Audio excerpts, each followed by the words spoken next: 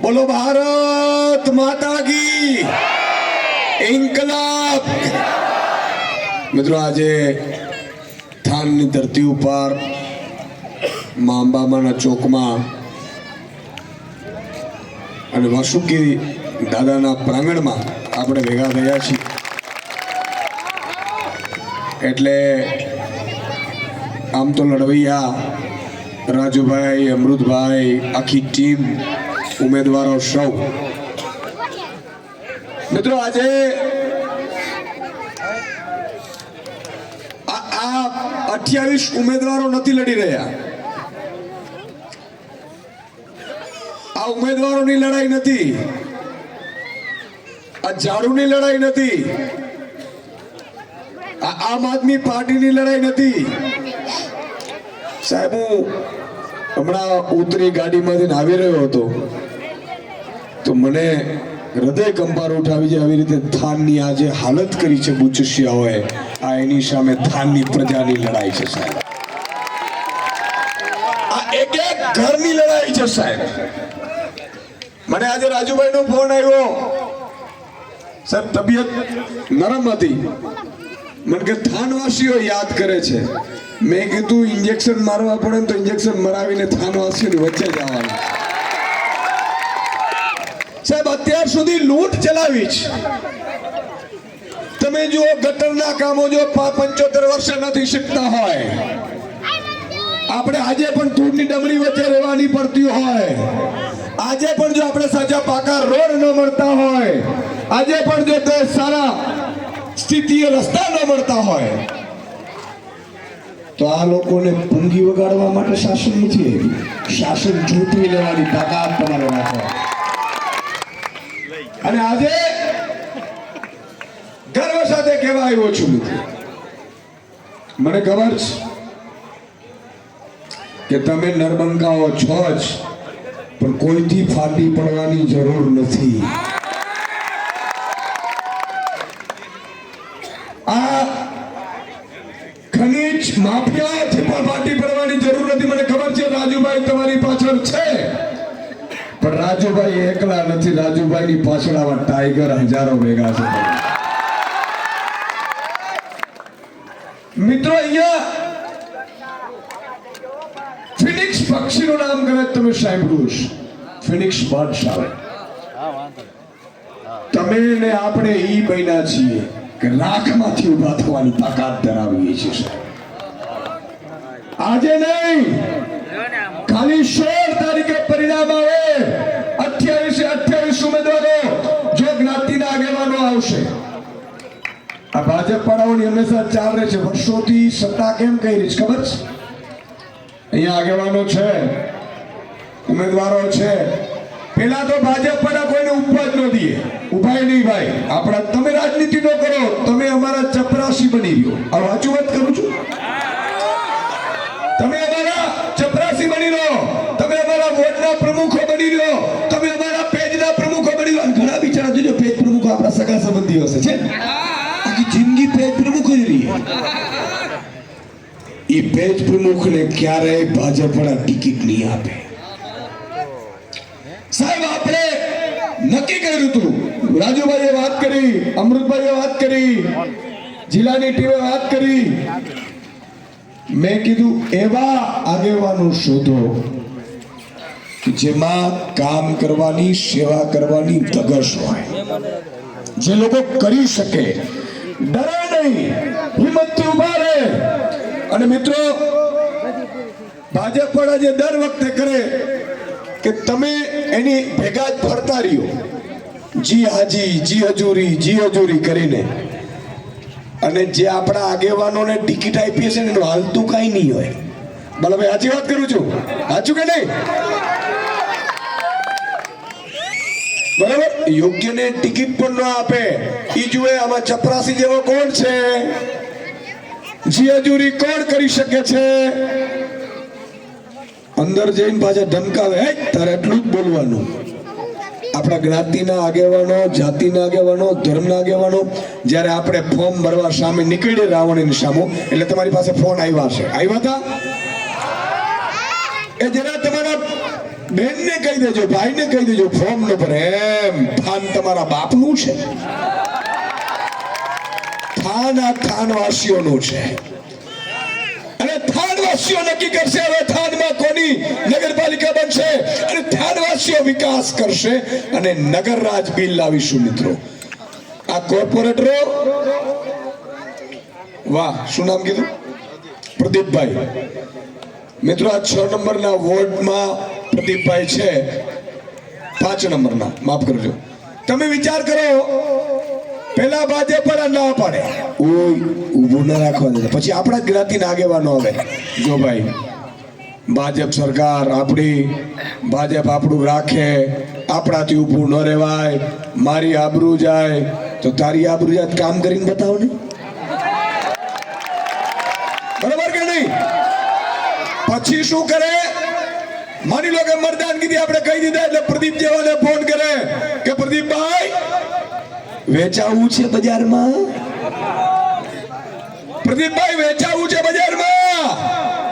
પ્રદીપભાઈ કેમ કે ના ના, મારાથી ન વેચાય, મારી જનની કોણ, મારો બાપ કોણ, હું આવી રીતે ભાજપના 2 પૈસાથી વેચાવું નહીં.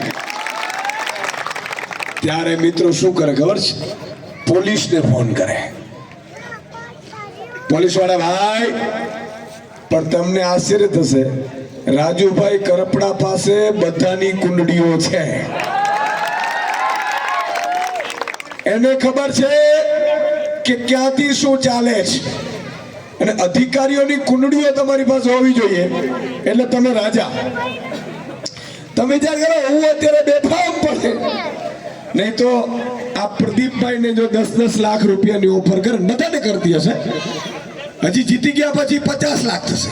કારણ કે ખનીજ ચોરીમાં રૂપિયા જ ભેગા કર્યા, ખનીજ ચોરીમાં માલ જ ભેગો કર્યો, અને ઈ માલ એવો પાપનો છે કે ખનીજ ચોરીનો માલ 10 લાખ આવે ને તો એક્સિડન્ટ થઈ જાય આપણું. આ જરે માં ધરતીને ખોદીને ખાઈ જતા હોય કપાડિયાઓ, તો ઈ ના પાડે કે ભાઈ મારે નથી વેચાવું, એટલે પોલીસને કહે, અને એમાંથી તમે નીકળી ગયા સાહેબ અને જીતી ગયા, એટલે માનવાનું કે આ થાનને કાશી બનાવતા કોઈ નહીં રોકી શકે. અને હંમેશા આપણા તો સાહેબ આપણે ઈ સંતાનો છીએ, એના સંતાનો છીએ કે જેમણે આ ધરતી માટે બલિદાનો આપ્યા છે, જેમણે આ ધરતીને કંઈક આપ્યું છે. હું વારંવાર મિત્રો કહેતો હોઉં છું, પણ એક વાત મારે છેલ્લે કહેવાની છે. ભૂખ લાગી હશે મને લાગે છે, અને હજી એક બીજી સભા પણ છે, પણ એક વાત મારે કહેવાની છે કે આ લોકો બૂથમાં ગડબડ કરશે, એટલે નવયુવાનો તલવારો કાઢી લેજો.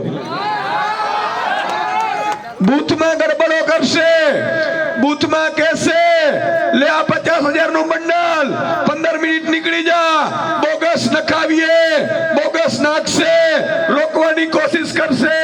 પણ માતા બેન દીકરીઓ અને થાનના એક નાગરિકને ઘરે ઘરે જઈને કહી આવજો કે મતદાને 90% થવું જોઈએ, અને મતદાનમાં એક જ ચાલે, ઝાડુ ચાલે. એટલે મારી આપ સૌને વિનંતી છે, બૂથ મેનેજમેન્ટ બરોબર કરજો. બૂથમાં કોઈ પણ દાદાગીરી કરે તો આ ટીમ તો છે જ, પણ હંમેશા કહીને જાઉં છું તમને કે ચૂંટણી પછી પણ કોઈ બચુશીઓ હાથ લગાડવા આવે ને તો કહી દેવાનું ટાઈગર અભી જિંદા. આમ તો મને ખબર છે રાજુભાઈ એકલા અહીંના સાવજ છે, આખા અડધા સૌરાષ્ટ્રના. પણ મેં કીધું એમ કે એના ઉપલા અધિકારીને કે તો એની દવા મારી પાસે હોય કે ન હોય? અધિકારીઓની દવા છે ને ભાજપના નેતાઓની દવા છે. કોઈ ભાજપનો ઊંચો નીચો થાય એટલે ફોન કરી દેજો, બીજે દિવસે તમને પગે પડવા આવશે ત્યારે કેજો કિશુદાન ગઢવી જીવતા છે. બધાની દવા રાખી છે ભાઈ, એટલે તો હું ફરી શકું છું, બોલી શકું છું, બરાબર કે નહીં? અને રાજનીતિમાં બહુ સહેલું છે, તમે આ બધાની દવા રાખો. રાજુભાઈ અત્યારે કેમ હીરો છે ખબર છે? આમની પાસે એટલું મટીરિયલ છે, તમે કોઈ અધિકારીનું નામ લાગો, કોઈ ભાજપવાળાનું નામ લાગો ને એટલે તરત જ એને ફોન કરે એટલે ભાજપવાળો પગે પડે ભાઈ રાજુભાઈ તમે રહેવા દે, કારણ કે આમની પાસે એનો મટીરિયલ છે, આબરૂના ધજાગરા થઈ જાય. પણ મારે કહેવાનું એ છે કોઈથી ડરવાનું નથી, ફાટી પડતા નથી, પણ થાનના વિકાસ માટે ઘર ઘરમાંથી મિત્રો બહાર કાઢજો. બધા ઉમેદવારોનું અત્યારથી જ અભિનંદન આપું છું. જીતના આપી દઉં ને, તમારા ભરોસો. બૂથ સંભાળવાના છે. 6 વાગ્યા સુધી મતદાન થાય ત્યાં સુધી બૂથમાં કંટ્રોલ તમારો રહેવો જોઈએ. એક પણ બોગસ પડે ઈ ન નાખે, એનું ધ્યાન રાખવાનું છે. અને આપણો એક પણ મત બાકી ન રહી જાય. માતા, વૃદ્ધ, વડીલો, બાળકો, 18 વર્ષથી ઉપરના દરેકના મતદાન થઈ જાય એવી મારી વિનંતી છે. છેલ્લે જય અંબા માની મોટા જોરથી આપણે બોલાવીશું. બોલો અંબે માતે કી, વાસુદેવ દાદાની. વાસુદેવજી દાદા ના સાનિધ્યમાં